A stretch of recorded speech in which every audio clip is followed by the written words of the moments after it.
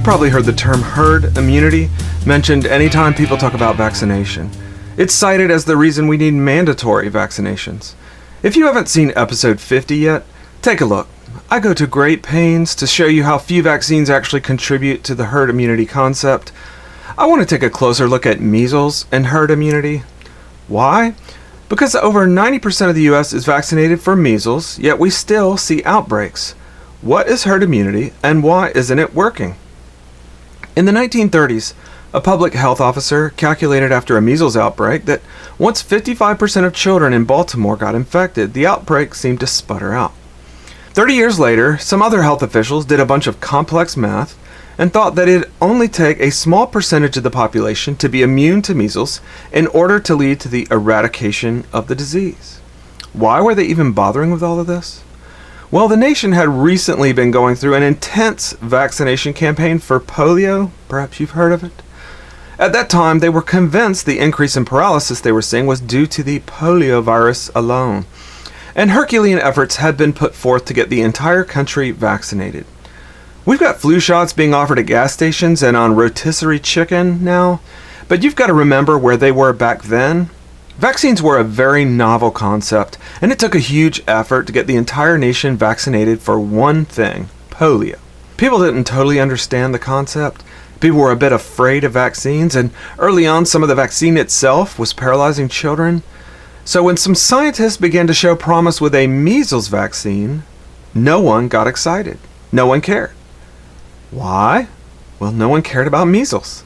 It was a trivial disease that was considered as much a rite of passage as a skinned knee. It had absolutely none of the terror associated with polio. And the nation had just been mobilized in a way that resembled wartime efforts to try and rid itself of the polio problem. People were vaccine fatigued, and they didn't have the least bit of fear about it. Also, there was a lot of pride and fame. Polio had a couple of scientists showing promise with their vaccines, but there were a lot of other scientists who were dying to make a name for themselves. Measles was low-hanging fruit, so these health officials, epidemiologists, and other medical explorers of the day had to come up with a way to get the vaccine war drums pounding again. They were not going to get people scared of measles. People were too familiar with the disease back then. They didn't fear it. They were not going to be able to mount a nationwide vaccine campaign for a piddly disease like measles. No one cared. So they found this herd immunity concept and figured that the selling point was, we can eradicate measles forever. And it actually won't take that much work. A nationwide rollout is not necessary. Remember, no one wanted to do it again. They had just done it with polio. No one wanted to go through all of that again.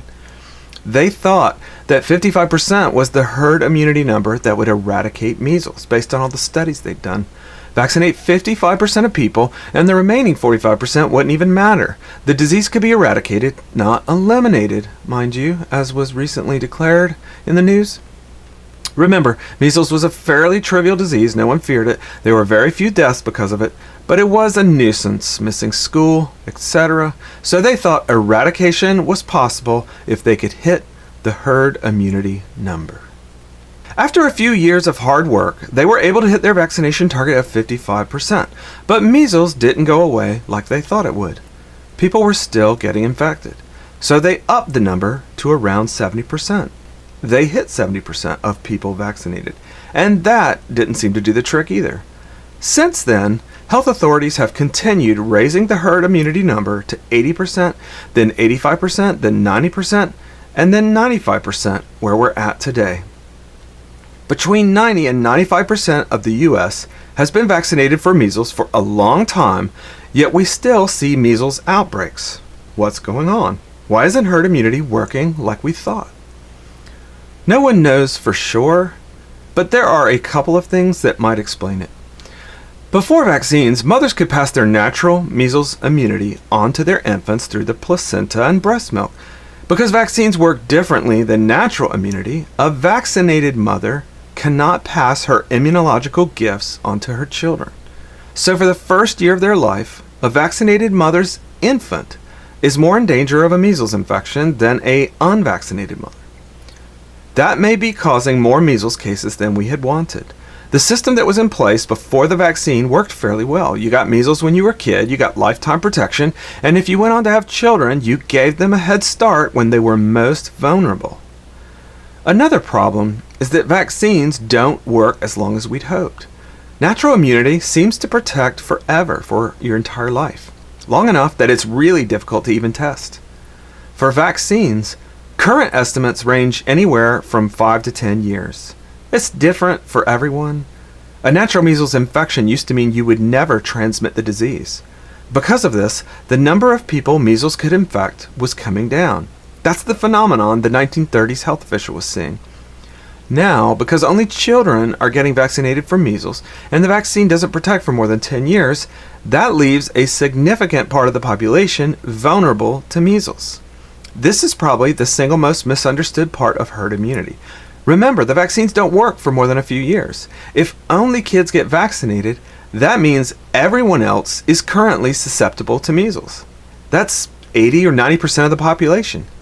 That's why you may have seen recent outbreaks of measles where the majority are vaccinated.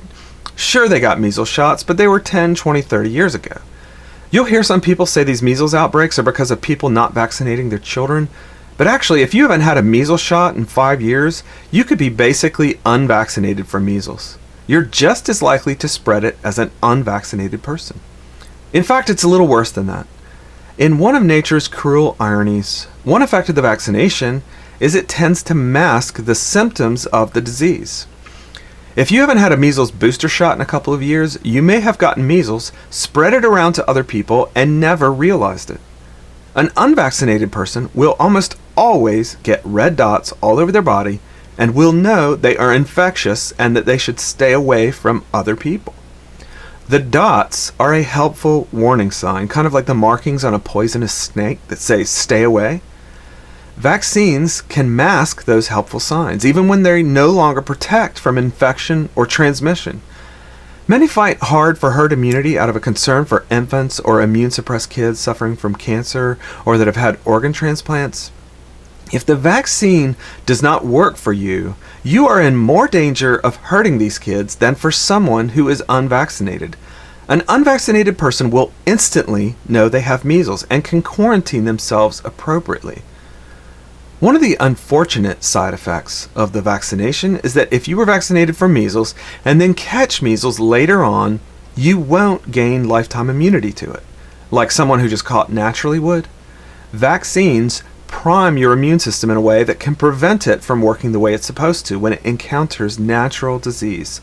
So if you're someone for whom the vaccine doesn't work, you will never be able to gain lifetime immunity to it by catching measles. You could catch it every time it comes around. You will spread it every time it comes around.